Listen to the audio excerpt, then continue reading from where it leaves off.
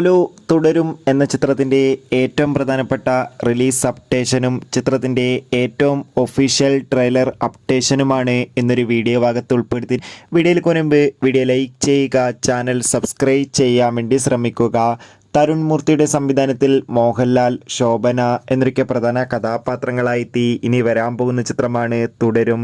എല്ലാ സിനിമാ പ്രേമികളും ഒരേപോലെയാണ് തുടരും എന്ന ചിത്രത്തിൻ്റെ ഓരോ അപ്ഡേഷനും അറിയാൻ വേണ്ടി ഏറെ ആകാംക്ഷയോടെ കാത്തിരിക്കുന്നത്. ചിത്രത്തിൻ്റെ ഒഫീഷ്യൽ ഫസ്റ്റ് സിംഗിളിനൊക്കെ മികച്ച അഭിപ്രായം തന്നെ സ്വന്തമാക്കാൻ വേണ്ടി സാധിച്ചിട്ടുണ്ടായിരുന്നു.